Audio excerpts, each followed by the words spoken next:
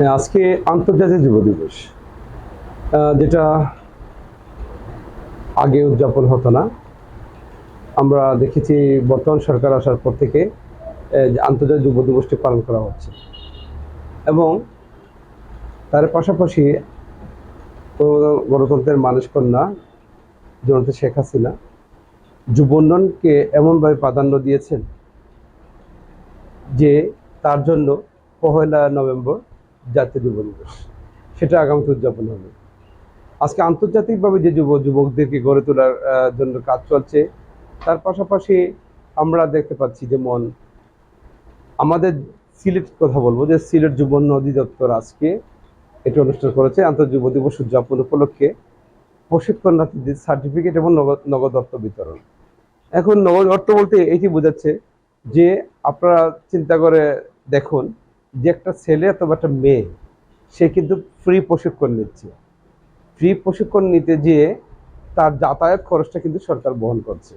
এটা কিন্তু বিশাল একটা প্রাপ্তির বিষয়, যে একটা জনশক্তিতে রূপান্তরিত করতে, মানে প্রধানমন্ত্রী স্মার্ট বাংলাদেশ গড়ার জন্য যে যুবক এবং যুব মেয়েদেরকে টার্গেট করেছেন, যে তাদেরকে দেশ বিনির্মাণের জন্য কাজ করতে হবে।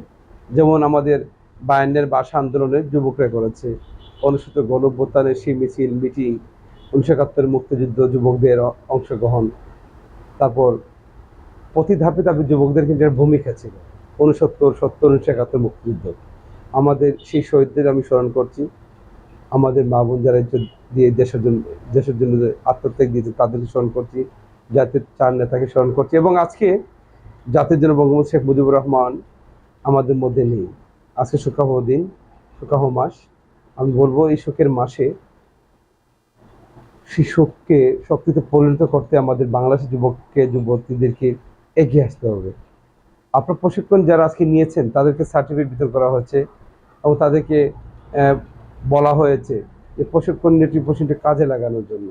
আমরা যেটা দেখতে পাই যে আমাদের বাংলাদেশের অনেক অদক্ষ শ্রমিকরা, যারা মিডিল ইস্টের বিভিন্ন জায়গায় ফ্রি নয়, 4 লাখ, 5 লাখ, 6 লাখ টাকা দিয়ে বিভিন্ন জায়গায় যেতে হয়, লেবারের কাজ করতে হয়। শুধু একমাত্র কারণ হলো আমাদের প্রশিক্ষিত যুবকরা না যাওয়ার কারণে। যদি আজকে প্রশিক্ষণ নিয়ে যেতেন, তাহলে এখান থেকে তার ওয়ার্কআউট হয়ে তার নাম ভিসা বের হতো, সেই ভিসায় সে কাজ করতো এবং সে একটা ভালো পয়সা মূল্যায়ন পেত। কিন্তু আমাদের লোভের জন্য আমরা টাকা ঠিকই দিচ্ছি, কিন্তু এখানে লেবারের কাজ করতে হচ্ছে আমাদের।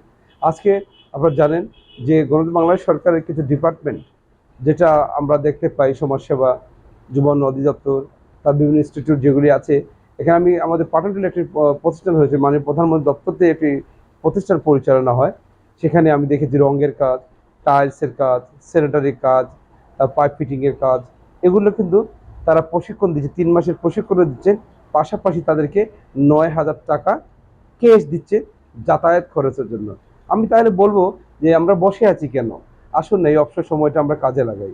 আজকে আন্তর্জাতিক যুব দিবস পালন হচ্ছে। আমাদের জাতীয় যুব দিবস হলো 1 নভেম্বর। আমি সেটি আপনাদেরকে মেসেজটি দিচ্ছি। যদি আজকে আমাদের যুব বোনরা প্রতিষ্ঠিত হয়, সেই দেশ এগিয়ে যাবে।